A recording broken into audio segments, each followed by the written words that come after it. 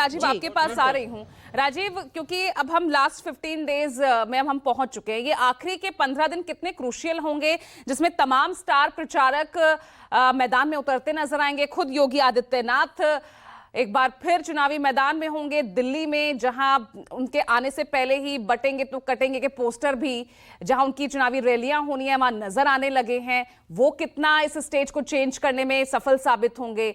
दूसरा, एक तरफ वो पार्टी है आम आदमी पार्टी जो लगातार अपनी घोषणाएं, वादों से और प्रेस कॉन्फ्रेंस कर जो तमाम ऐलान वो कर रहे हैं, वो दौर रुक नहीं रहा।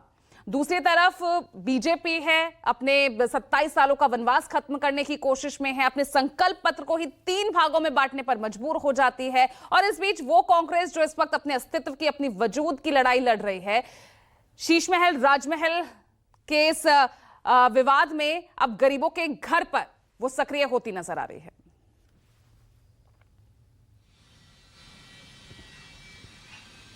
देखिए पूजा, उत्तर भारत में दिल्ली एक ऐसा राज्य है जिसमें इतने लंबे समय से भारतीय जनता पार्टी सरकार में नहीं है। दूसरा कोई राज्य उत्तर भारत में आपको देखने को नहीं मिलेगा। दूसरी बात यह है कि भारतीय जनता पार्टी और जनसंघ के जमाने से दिल्ली में उसका अपना एक आधारभूत संगठन है। अगर आप महानगरों की बात करें तो दिल्ली में जो सबसे ज्यादा संघ की शाखाएं लगती हैं। बावजूद इसके अरविंद केजरीवाल के पीछे के 2 चुनाव और भारतीय जनता पार्टी के लिए निराशाजनक रहे। इस बार भारतीय जनता पार्टी कोई भी कोर कसर छोड़ना नहीं चाहती। हर लेवल पर, जैसे कहते हैं ना, लोहे को लोहा काटता है। इसलिए अरविंद केजरीवाल की जो भी योजनाएं, फ्री की बिजली, पानी, या महिलाओं के लिए बस, या बुजुर्गों के लिए तीर्थ यात्रा, या जितनी भी चीजें, उसका जवाब देने के लिए भारतीय जनता पार्टी ने कमोबेश उसी तरह के फ्रीबीज का ऐलान किया है। और आज जो दूसरा संकल्प पत्र उनका आ रहा है, मुझे लगता है कि वो युवाओं और महिलाओं पर फोकस होगा। माना ये जा रहा है कि युवाओं को मेट्रो में या ट्रेन में, जिसकी चिट्ठी पहले ही लिख चुके हैं अरविंद केजरीवाल, और इसके अलावा कांग्रेस पार्टी 500 रुपए में सिलेंडर, 2500 रुपए महिलाओं को देना। तो एक तरीके से अरविंद केजरीवाल की फ्रीबीज पर जो हमलावर हैं पार्टियां, और दूसरी तरफ वो अपने संकल्प पत्र, अपने घोषणा पत्र में भी वो चीजें शामिल कर रही हैं अपनी गारंटियों में।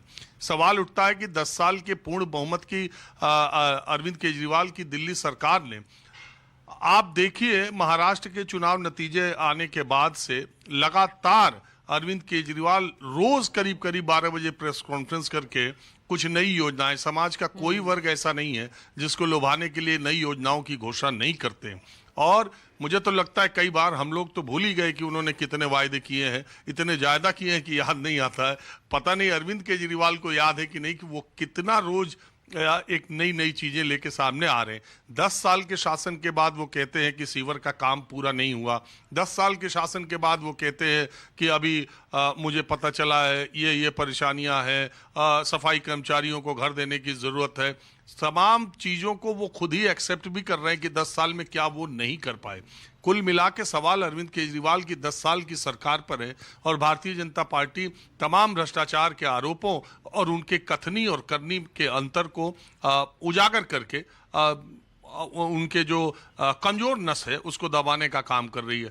मूल बात यह है कि फ्रीबीज का मसला जो है, मैंने पहले ही कहा, जैसे लोहा लोहे को काटता है। अरविंद केजरीवाल ने दिल्ली में जिस तरह की फ्रीबीज कहिए या कल्याणकारी योजनाएं कहिए, भारतीय जनता पार्टी जो कि मेन लड़ाई में है, दूसरी तरफ कांग्रेस भी अपनी ताकत लगा रही है, लेकिन भारतीय जनता पार्टी ने उनके हर उस चीज पर बराबर की टक्कर देने का काम किया है। और युवाओं के लिए आज उनका दूसरा संकल्प पत्र होगा। अभी तीसरे का इंतजार है, क्योंकि बीजेपी भी अरविंद केजरीवाल के हर पैंतरे पर नजर रख रही है। लेकिन बात वही है कि अभी तक अरविंद केजरीवाल दिल्ली की चुनावी लड़ाई में पिछले 2 बार में आगे रहे हैं। इस बार योजनाओं, लुभावने वादों की जो अगर बात कही जाए तो अरविंद केजरीवाल पहले